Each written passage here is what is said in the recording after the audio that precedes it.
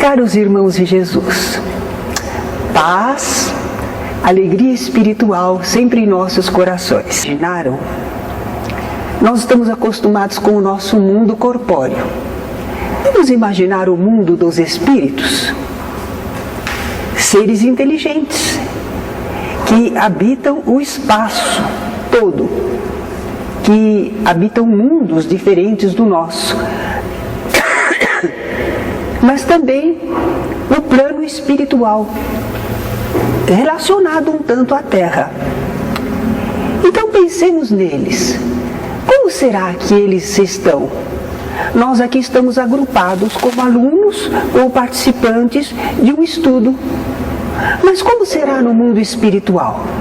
Estão todos soltos, separados, se movimentando para lá, para cá. Como será, não? Nós sabemos que nós espíritos, encarnados ou não, nós somos todos filhos de Deus. Constituímos uma grande família universal. Essa é a grande família. Mas nós gostaríamos de saber como é que eles se organizam do lado de lá. Bom, através de médiuns nós temos tido a notícia de que existem colônias, que existem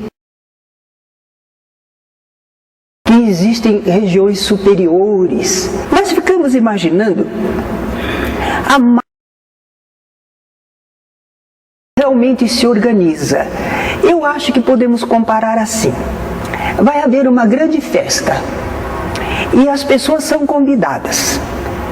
Sejam crianças, jovens, adultos, mais idosos, todos estão chegando ao grande salão para a grande festa. Estão todo mundo misturado, não é? Parece que não há uma ordem. Mas se nós aguardarmos um pouco, nós vamos ver que as pessoas começam a se agrupar. Elas se agrupam de acordo com o quê? Os interesses, afinidades, idade, não é? Então todo mundo chegou, parecia que estava misturado, a massa. Mas daí a pouco eles formaram famílias. Então no plano espiritual, é assim que os espíritos se agrupam e formam famílias, atraídos pela afeição, pela simpatia, semelhança das inclinações.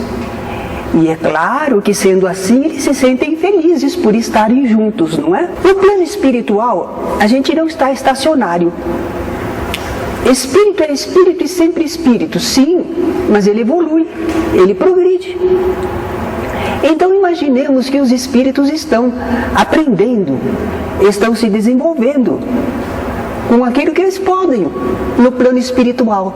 Aqui na Terra eles vêm para porem à prova aquilo que aprenderam, aquilo que exercitaram, vêm testar e colaborar nos desígnios do Criador para organizar este mundo, trabalhar com os seres e as substâncias deste mundo. Muito bem. Então eles têm também progresso, eles não ficam sempre iguais. Agora imaginem que naquelas pequenas famílias que se formaram por afeição, por simpatia, semelhança das inclinações, alguns dos espíritos não estão progredindo tão bem. Por quê? O progresso é uma coisa igual para todos? Não é. Nós vemos aqui na Terra, não é? Então pode ser que alguns deles não estejam progredindo tanto quanto o grupo todo. E o que vai acontecer? Vai acontecer que ele vai ficar desgarrado, que ele não vai se entrosar mais tão bem. Ah, mas o grupo não quer isso, nem ele quer. Eles querem estar juntos.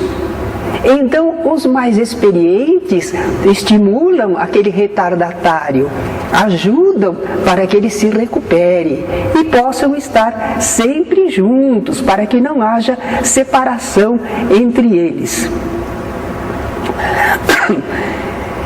Mas eles não vão ficar para sempre do lado de lá, vão? Eles ainda são espíritos que estão na erraticidade, no espaço entre duas encarnações.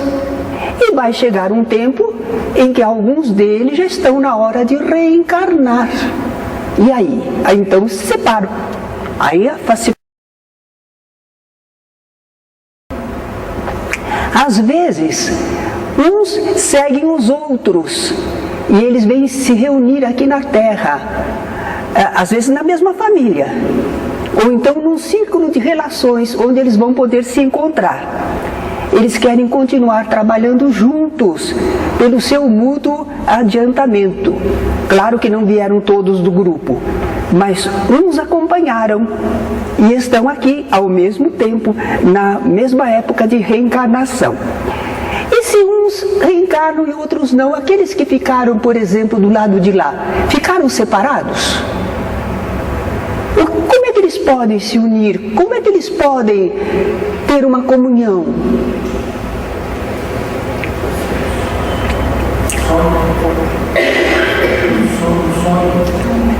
Enquanto a pessoa que está encarnada dorme, ela pode se desdobrar e encontrar os seus amigos espirituais, certo? Mas não é só essa forma, tem mais. Através da comunicação mediúnica. Isso, tudo bem, comunicação mediúnica, mas mais simples e mais comum, pelo pensamento. O pensamento nos une a grandes distâncias. Nós não temos a inspiração, nós não temos a telepatia.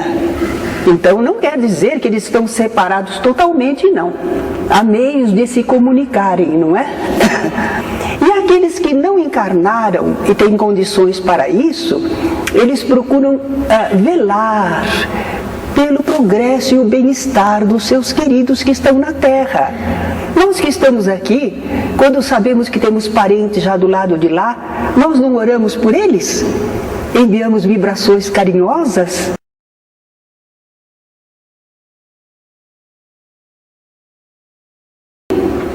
Em que aqueles que estavam encarnados, eles vão para o lado de lá, retornam à vida espiritual. Aí é uma alegria, aí é uma festa, aí é um reencontro. Aqui na Terra o pessoal chora, por que foi tão cedo? Ai, nós ficamos aqui sem sua companhia. E os do lado de lá dizem, como você demorou, não é? Nós estávamos esperando você chegar, finalmente, que alegria. Então é assim que a gente vê, né, a realidade espiritual. Eles se reúnem como amigos que voltam de uma viagem, cheios de festa, de alegria, não é? Agora, nós espíritos, quando reencarnamos aqui na Terra, poderia ser em outros mundos, mas nós conhecemos aqui a Terra. Quando nós reencarnamos, apesar de termos uma família espiritual, nós vamos começar a formar, nós ingressamos numa família consanguínea, de parentesco. Nós temos um grupo do lado de lá, mas agora estamos entrando num grupo aqui também. Sabem que as pessoas que não gostam da ideia da reencarnação acham que a reencarnação é um absurdo. Imagine, se nós tivermos 10 reencarnações, nós vamos ter 10 pais, 10 mães, 10 esposos ou esposas, e assim por diante. Eles ficam horrorizados, porque estão acostumados a pensar, pai, mãe, filhos, e sempre vai durar essa família, só ela. E agora nós estamos com a reencarnação abrindo um campo extraordinário de afeições. Nós sabemos que trocamos de posições nas reencarnações, não é? Então imagine. Mas espera lá, não há confusão, não. Não vai haver nenhuma confusão. Porque o que vai restar da nossa reencarnação serão os laços por afinidade, afeição, responsabilidade.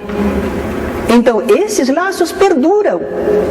Não importa se a pessoa era pai, mãe, esposa ou esposa, filho ou filha nosso. Continua o amor, o afeto, a responsabilidade mútua. É isso que perdura e não causa nenhuma confusão, não. Nós somos seres inteligentes, sabemos nos adaptar às possibilidades. Aliás, no mundo de hoje, a gente vê as famílias, não é? Divorcia, casa de novo, e aí as crianças já têm que se acostumar. Tem 2 pais, 2 mães, tem outros irmãos, não é? E não se acostumam, e não vivem bem. Então, nós também, em relação à reencarnação, não teremos dificuldade, não, porque aumentamos o número de relacionamento familiar. Outros dizem que a reencarnação destrói os laços de família. Como? Olha a nossa família, está destroçada, mesclada. Não, pelo contrário. Uma vida única, aí sim é que dividiria. Já imaginaram? Antes do nascimento, nós não estávamos ligados a ninguém da família. E quando nós morrermos, poderemos também não estar ligados mais à nossa família. Um vai para o céu, outro vai para o inferno. Olha lá a separação. Aí sim é que divide. Não é a reencarnação que divide a família. São essas ideias antigas que nós possuímos, mas estamos tão acostumados que não pensamos a respeito, não é? Os laços que unem as pessoas de uma família corpórea, se forem puramente materiais. Aí eu estou com essa pessoa porque é minha mãe. Eu respeito esse homem porque ele é meu pai.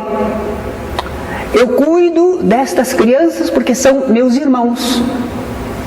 A pessoa está ligada por laços materiais, consanguíneos, laços de sangue. Mas é interessante que, observando as famílias, a gente vê que esses laços, às vezes, se extinguem com o tempo. A criança tem dependência dos pais, afeto, ligação, quando vai chegando aí nos 11, 12 anos, né, não quer saber mais do pai, da mãe, quer cuidar dos amigos, da sua tribo, não é? E às vezes fica moço ou moça, vai embora e às vezes não dá nem notícia. Um pai, às vezes abandona a família, também não dá mais notícias. Mãe é mais difícil que abandone a família, mas acontece também. Então nós vemos que se for objetivos puramente materiais, às vezes alguém casou por interesse, não é? E depois o interesse não deu certo, porque o que ela esperava ou ele esperava de riqueza, de renome, já não está tendo. Então o que atraía ele para aquele casamento já não atrai mais. E aqueles laços se desfazem moralmente já nesta vida. Nesta encarnação não precisou morrer para separar, não. Já separaram aqui. Agora, se houver entre as pessoas afinidade, simpatia, semelhança das inclinações, não vai separar nunca. Às vezes a vida leva um para um lado, o outro para o outro, mas eles continuam se querendo bem. E quando se encontram, é como se tivesse saído daqui ontem. Aquela ligação não termina. Então os espíritos vão se sentir sempre unidos entre si, antes, durante e depois da vida terrena, quando eles têm essa afinidade espiritual. Esses laços a reencarnação não destrói, mas fortalece e aperta cada vez mais. Há um episódio no Evangelho, Jesus estava começando o seu ministério. E lá, na Galileia, ele realizou fenômenos extraordinários e começou a pregação. Ele não havia feito isso antes. Quando ele voltou para a sua cidade, Cafarnaum, onde ele estava residindo, depois daqueles feitos extraordinários que correram de boca em boca e chegaram lá à sua cidade, quando ele voltou à cidade, juntou uma porção de gente. A casa onde ele estava ficou lotada, ele não dava nem para entrar mais na porta. E aí então, narra o Evangelho, que lá à porta chegaram a mãe, irmãos e irmãs de Jesus, família dele. Chegou lá fora, mas não pôde entrar. A casa estava lotada, não dava para entrar. Mas a notícia de que eles tinham chegado, essa entrou, não é? E quando uma pessoa então transmitiu o recado: mestre, aí fora estão tua mãe, teus irmãos e irmãs e te chamam. Jesus disse: quem é minha mãe? Quem são meus irmãos? Que Jesus não ligava para a sua família? Será que ele se sentia assim, um homem do mundo, e não estava mais preocupado com seus familiares? Jesus era o mensageiro do amor, pregava o amor. Não, ele não ia desmentir. Por que será que ele falou dessa maneira? Nós vamos entender se nesse evangelho, acho que é Marcos, quando a gente volta lá num versículo anterior, a gente vê o que aconteceu com a família. Eles souberam que Jesus estava numa casa cheia de gente. Isso não era usual. O que será que aconteceu? Então eles disseram: está fora de si. Acharam que Jesus tinha enlouquecido, estava perturbado. E saíram para o prender. Então o objetivo dele, chegando lá, não era compartilhar, era retirar Jesus. Estava escandalizando a eles, causando problemas para eles. Ele perdeu a cabeça, está fora de si. E Jesus sabia que eles tinham vindo com esse propósito. Jesus sabia. Como é que ele sabia? Será que alguém foi dedurar a família para Jesus? Não precisava. Será que foi telepatia? Não precisava. É como nós, na nossa família. Quando alguma coisa acontece, a gente diz assim: já sei o que minha mãe vai falar, já sei o que meu irmão vai dizer. Nós conhecemos os nossos familiares e as suas reações. Foi isso que aconteceu com Jesus. Ele sabia, não é? Então ele lançou essa pergunta. E ele lançou essa pergunta, mas aproveitou, porque ele ia dar um ensinamento. Ele não se deixou reter, ele não acusou. Um ensinamento para todos. Depois que ele perguntou: quem é minha mãe? Quem são meus irmãos? Ele olhou para aqueles que estavam à sua volta, estavam prestando atenção na sua pregação, estavam querendo partilhar do seu ideal. Então ele disse: todo aquele que fizer a vontade de meu Pai que está nos céus, esse é meu irmão e irmã e mãe. Ele estava falando da família espiritual. Aqueles que sintonizavam com o seu ideal, com esse interesse pelas coisas da alma, esses faziam parte da família de Jesus, não é? Então nós aprendemos nesse episódio que existe uma família corporal e existe uma família espiritual. E nós, quando lemos essa passagem, é como eu, por exemplo, eu assisti aqueles filmes norte-americanos antigos, porque agora todo mundo briga. Não é mais um filme bonito, mas antigamente eles mostravam aquelas famílias que se confraternizavam, eram felizes juntos um do outro. Quando era época de Natal, como agora, né? Cada um se preocupava em fazer alguma coisa com suas próprias mãos para presentear os entes queridos. Eles tinham geralmente um instrumento em casa, um instrumento musical, e eles tocavam um instrumento e cantavam em conjunto. Ah, que ambiente lindo! Aquilo fazia lágrimas vir aos meus olhos. Eu me emocionava. Eu sou difícil de chorar, mas naquela hora eu chorava. Era muito lindo. Era muito lindo ver a família assim, reunida, tão amiga. E nós olhamos a nossa família corporal. Gostaríamos que ela fosse uma família espiritual, mas geralmente acho que não é, não, né? Não é bem assim. Não, nossa família é importante para nós, mas dizer que é uma harmonia, que é uma felicidade, o convívio, bem, aí não é a mesma coisa não é? Nós queríamos que fosse uma família espiritual. Todos todos pensando e sentindo da mesma maneira, sem nunca haver problemas maiores nem dissensões. Em vez disso, aí a nossa família, salvo exceções. De vez em quando a gente encontra uma família que é muito amorosa e muito unida, mas isso é exceção. Por que será que a nossa família é assim? Emmanuel, no livro Leis de Amor, ele nos diz: ninguém possui sem razão esse ou aquele laço de parentesco, de vez que o acaso não existe nas obras da criação. Ele respondeu bem, né? Nos elos da consanguinidade, através das portas benditas da reencarnação, reavemos o convívio de todos aqueles que se nos associaram ao destino, pelos vínculos do bem ou pelos vínculos do mal. Nós estamos unidos a esse grupo de pessoas, não é?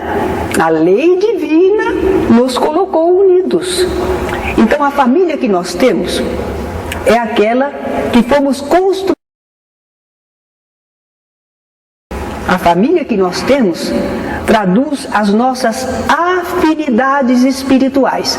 Sim, traduz também expiações inadiáveis. Não dá para guardar mais. Tem que entrar na expiação. E ainda provas necessárias. E quem sabe também, nós temos na família o ensejo de fazer uma boa obra em especial.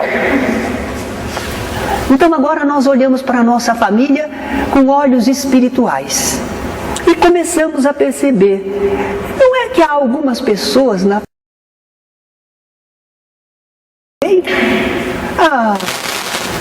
aquela pessoa nos entende, conversamos bastante, nos apoiamos. Será que essa pessoa é da nossa família espiritual e encarnou junto conosco? Pode ser. Mas às vezes sabe o que acontece? Na nossa família encarna alguém que é um espírito muito benévolo, é um espírito afável. Ele se dá bem com todo mundo, não é só conosco. Todo mundo gosta dessa pessoa, todo mundo confia nessa pessoa. Ela se dá bem com todo mundo, não é que a gente tenha afinidade com ela, ela é que é bondosa, ela é que é afável, então nos agrada. A pessoa bondosa e afável se dá bem com todos. Mas, às vezes, nós temos pessoas assim na família, tão formidáveis, mas nós vemos que alguns irmãos não gostam. Por exemplo, tem um bando de irmãos e existe este que é bonzinho, esta que é boazinha e procura aconselhar, procura ajudar, mas os outros que querem farra, que querem confusão, dizem assim, isso é mandar na gente. Eles estão rejeitando um protetor encarnado. É um protetor, é um espírito bom que veio junto para ajudar. Mas eles têm livre-arbítrio e eles estão rejeitando, não é? Agora, com outras pessoas na família, nós nos damos sai faísca. Não pode nem ficar perto. Passou aqui perto, pronto. Já saiu algum atrito, não é? São opositores naturais, gratuitos.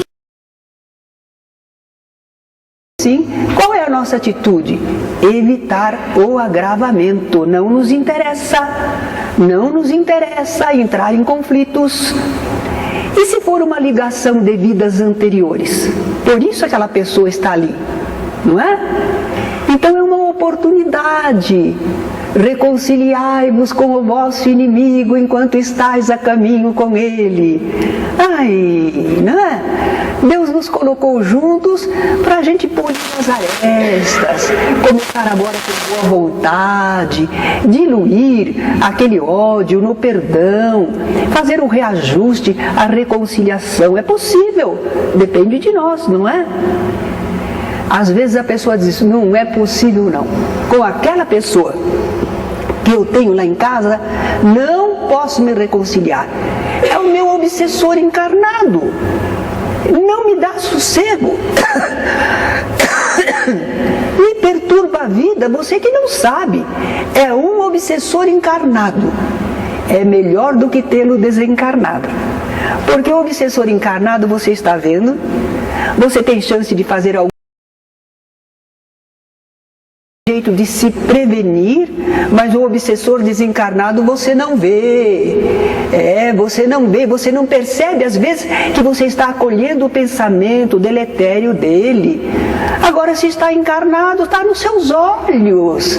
Você pode se defender melhor e tentar semear alguma coisa boa para o futuro, não é? Agora, na família nós temos também, às vezes, pessoas que são muito carentes e dependentes de nós. Interessante. Olha que a gente ajuda. A gente faz para a si mesma. Mas a gente acaba de fazer todo um trabalho para com aquela pessoa, daí a pouco ela está caindo de novo. Já está desarvorada de novo. A gente se esforça para que a pessoa siga no seu caminho, mas não dá. Ela não consegue. Por que será que ela está conosco? Será que seremos devedores ou responsáveis? Porque a pessoa é assim. Às vezes, numa vida anterior, a gente abalou a confiança da pessoa. A gente desestruturou a pessoa. E agora a pessoa é assim.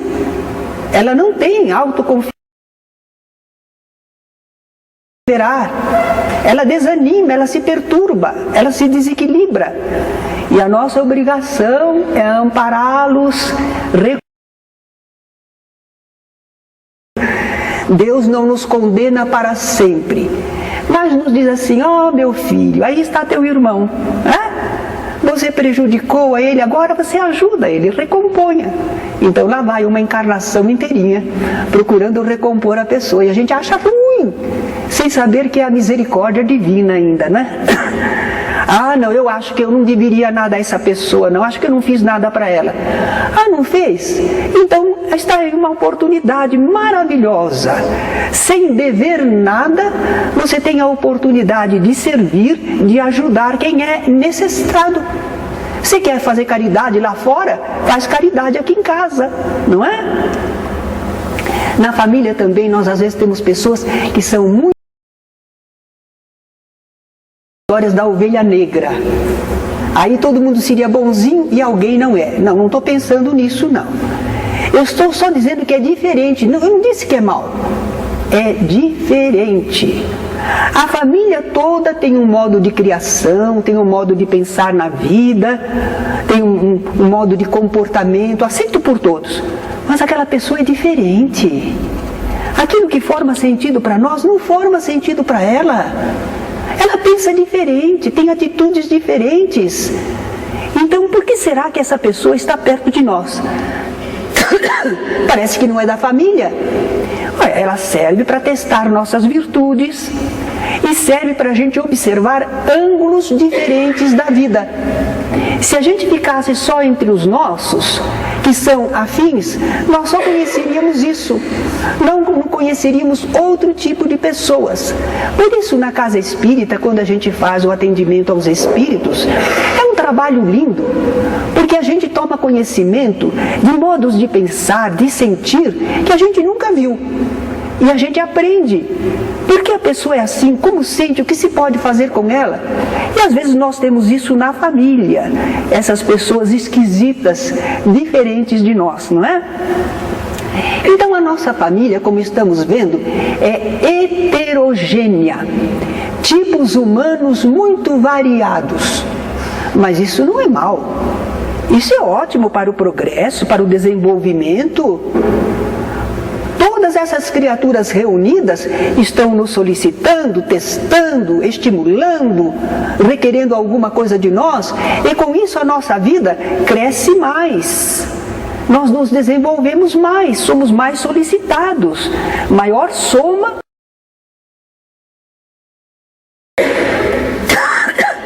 Não tem importância que a nossa família seja assim heterogênea. O único problema é que a gente saiba como agir em família. Então, lembremos, a família é uma instituição humana e divina. Por que ela é humana, uma instituição humana? É materializada. É a leis no nosso mundo que reconhecem a família, regulamentam os direitos e deveres, não é? As leis estabelecem o que é família e regulam direitos e deveres. Então é uma instituição humana, mas é também divina. Por que é divina? Família é uma instituição divina.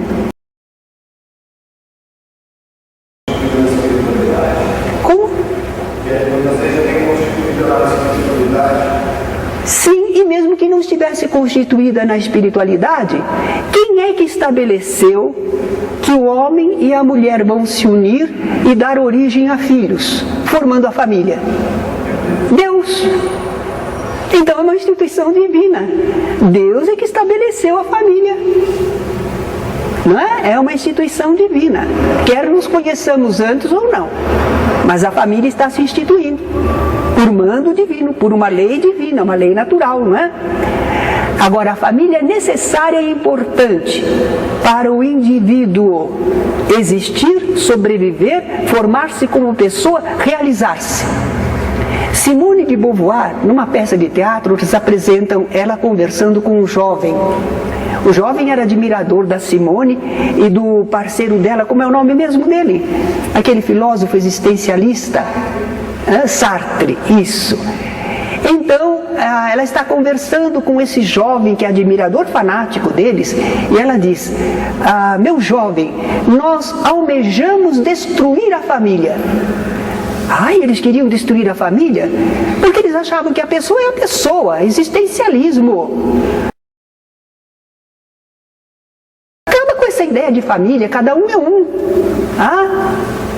Mas, continuou ela, nós não conseguimos encontrar o que possa substituir a família para a formação da individualidade, da personalidade. Nós precisamos da família. Quando uma criança é adotada, quando ela vem a saber, ela quer saber quem é o pai dela, quem é a mãe dela. Ela pode estar muito bem tratada, mas ela quer saber das raízes dela. Falta alguma coisa incrível. Há uma ligação, há um planejamento, e a pessoa quer saber da sua raiz. É psicológico, a pessoa não se sente bem, ela se sente deslocada. Então nós vemos que o indivíduo precisa da família. Ele precisa para se formar, para ter a consciência de si, mas também para a sociedade. Imaginem que o governo tenha que atender pessoa por pessoa, todas as pessoas. Quantos nós somos aqui no Brasil? 190 milhões? É isso? 190 milhões de pessoas, e o governo tem que verificar uma por uma, atender uma por uma. Agora pensem, o governo tem as famílias. Através da família ele ajuda uma porção dos seus componentes. Melhorou, facilita, não é? Então nós vemos isso que realmente ajuda. A família a gente encontra até na vida animal, não é? Olha a manada de elefantes lá, como eles se protegem. Os pequenininhos ficam bem no meio dos grandões. E se algum ficar doente, eles procuram ampará-lo o máximo possível. Ele não pode ficar pelo meio do caminho, porque ele será vítima de predadores. Então eles se amparam, se apoiam. E essa questão de família, eu encontrei uma lembrança. Clifton Webb era um ator muito interessante, e ele fez um filme em que ele tinha, ele já tinha vários filhos e casou-se com uma senhora viúva que também tinha vários filhos. O pessoal disse que loucura, parece que eles tinham 12 filhos na soma total. Que loucura, 12 filhos, 12 crianças. E ele respondeu: é mais barato as dúzias. Tem que comprar meia, compra uma dúzia no atacado.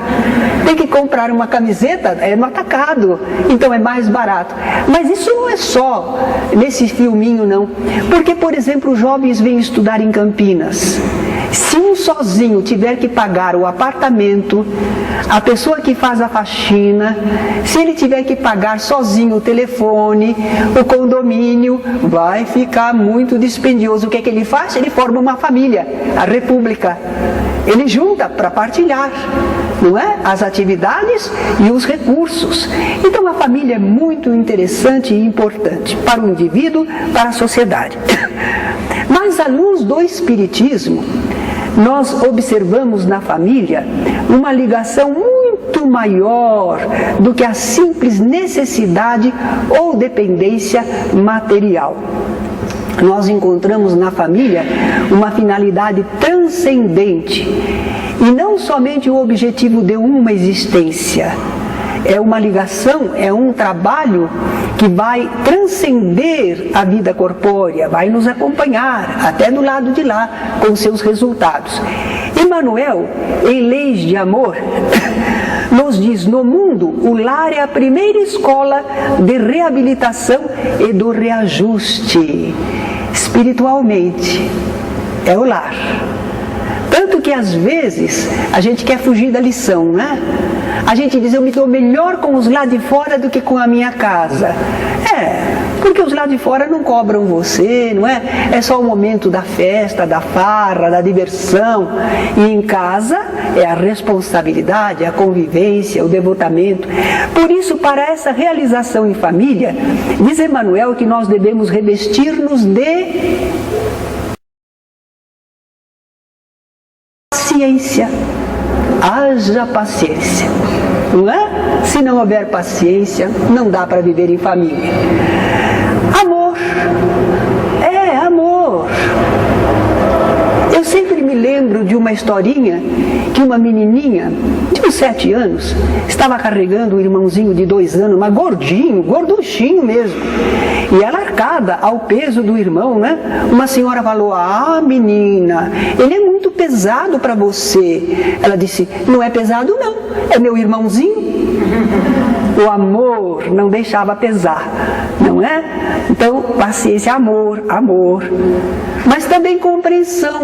Eu pensei que quem ama compreende. É nada. Eu te amo, mas eu não te compreendo. Quantas vezes, não é?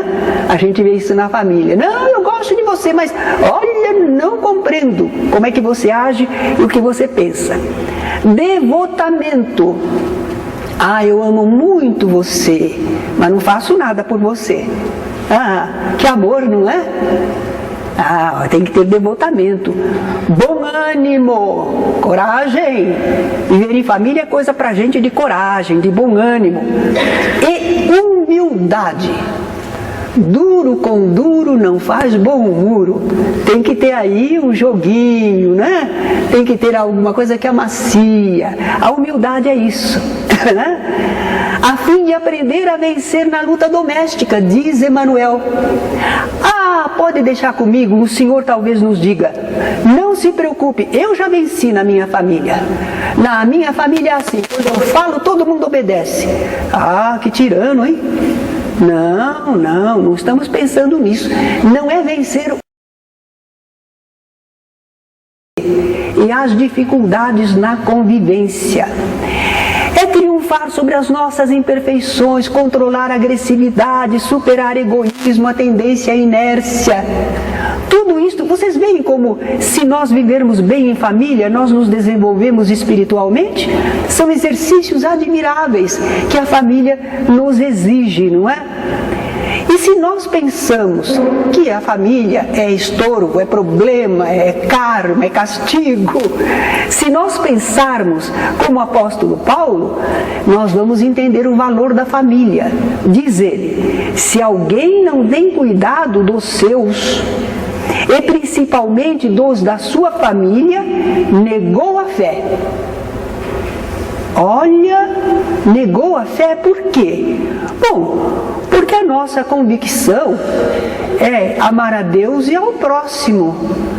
Mas se nós não temos cuidado nem daqueles que estão perto de nós, os nossos familiares, nós não estamos cumprindo a lei, nós estamos negando a nossa fé. Não, eu sei que Deus quer que a gente ame, essa é a lei que deve ser cumprida, mas eu não cuido da família. Eu não cuido dos meus familiares, eu estou negando o meu entendimento espiritual, porque fé é isso, não é? É um conhecimento espiritual. Eu digo que penso de um jeito e faço de outro, estou negando a fé.